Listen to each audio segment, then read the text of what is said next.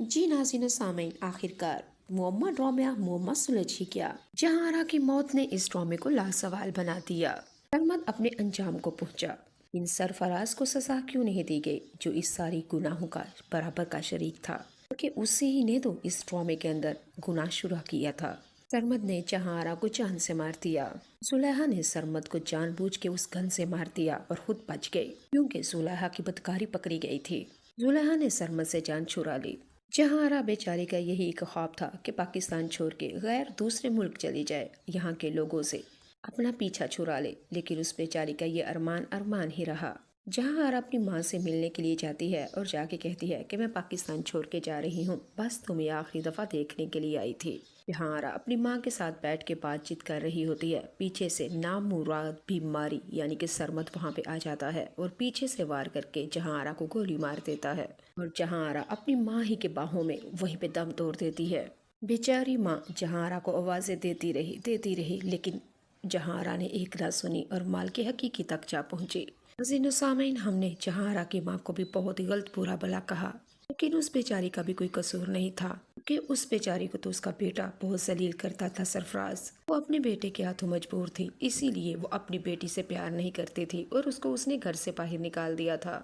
उस बेचारी को पता था बेटी का तो ठिकाना नहीं है और बेटा भी मुझे नहीं रखेगा तो मैं कहाँ जाऊंगी, और अपनी बेटी के ऊपर मैं मजीद बोझ नहीं बन सकती, क्योंकि जहांआरा पहले ही बहुत परेशान है। आखिर माँ जो ठहरी थी। अगले एपिसोड में आपने लास्ट एपिसोड में ये भी देखा कि जुलेहा की बदकारी पकड़ी गई है और हमारा सरमद उसने तो जुलेहा के कान पकड़ के साफ साफ कह दिया कि तेरा बाप भी बेगैरत है, तेरी बदकारी को बचाने के लिए, उसको छुपाने के लिए उसने तेरी मेरे साथ शादी कर दी। मैं भी जाके तेरे बाप को तेरी बदकारी बताता हूँ ना, और देखता हूँ अब तेरे साथ वो क्या करता है।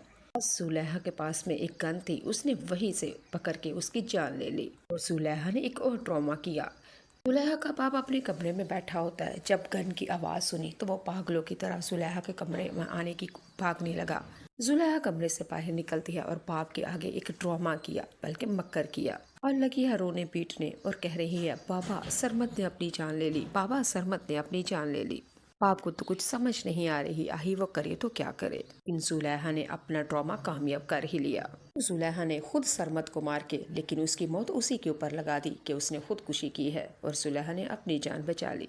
आखिरकार शाहजहां को भी जीजी की मोहब्बत का एतराफ़ कर ही लिया। वो भी जीजी की मोहब्बत के आगे खम हो ही चुका है।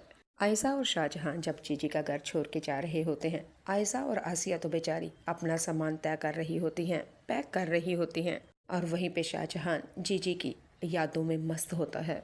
शाहजहां को याद आ रहा होता है, जब मैं बीमार थी तो जहांआरा कैसे ठंडे पानी की पट्टियां मेरे साथ करती थी। जब मैं बीमार था तो मुझे हॉस्पिटल में खाना तक देने के लिए आती थी। कोई भी परेशानी मुझे होती तो उसी वक्त उसको पता चल जाता। वाकई जहांआरा ने मुझे कहा था कि दुनिया की तमाम बीवियां मर के भी जिंदा हो जाएं, वो उस जितनी मुझे कोई भी मोहब्बत नहीं कर सकता। शाहजहां ने भी जहांआरा की मोहब्बत का एतराफ़ कर ही लिया। उसकी मोहब्बत के आगे ज़ेर हो गया है। शाहजहां जहांआरा के पास जाता है और जाके उसको कहता है कि आपने तो मुझे झूठा साबित कर दिया। मैं समझता था मुझे दुनिया में कोई भी नहीं आयशा से ज़्यादा मोहब्बत करता, लेकिन आपने मुझे वो मोहब्बत दे के झूठा साबित ही कर दिया कि आप मुझे सबसे ज़्यादा मोहब्बत करती हैं और मैं भी चाहे जाने के काबिल हूँ।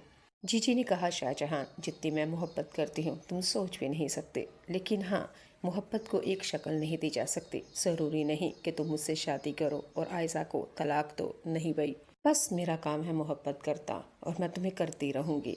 तुम्हारी ये आखिरी मुलाकात मैं पूरी ज़िंदगी के लिए संभाल के रखूँगी और इन यादों के सहारे मैं ज़िंदगी गुजार दूँगी।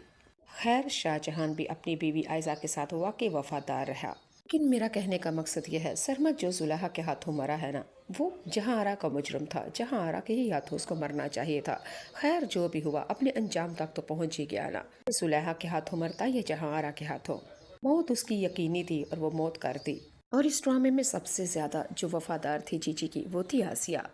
आसिया बेचारी बहुत ही ज़्यादा परेशान होती है। शाहजहां और आयशा ने कहा कि हमें भी अपने घर के लिए मुलाजमा की ज़रूरत है, क्यों ना हम तुम्हें ही ले जाए, क्योंकि हमें पता है तुम अपने मालिक के साथ बहुत वफादार होती हो और हमने तुम्हारी वफादार देख भी ली है। क्या तुम हमारे साथ चलोगी?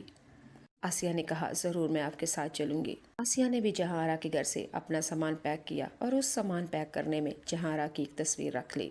عائشہ اور شاہجہاں نے کہا یہ کیا؟ تو اس نے کہا یہ میری مالکن ہے، میں اس کو ساتھ لے کے جاؤں گی، اس کو تو میں کبھی بھی بھول نہیں سکتی کیونکہ اس کے گھر کا نمک کھایا ہے اور نمک حرامی مجھے کرنی نہیں آتی۔ ہائے کیا ڈرامے کا اینڈ کیا گیا ہے، ہر کسی کو صحیح صحیح سزا ملی ہے جو جو چاہیے تھی۔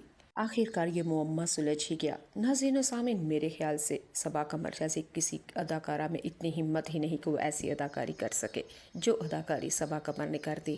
اس ڈرامے کے اندر صبا قمر جہاں ہیرو بھی ہے اور ویلن بھی۔ سمجھ نہیں آتی اس کا ساتھ دیا جائے کہ اس کے خلاف بولا جائے۔ اس کے ساتھ زیادتی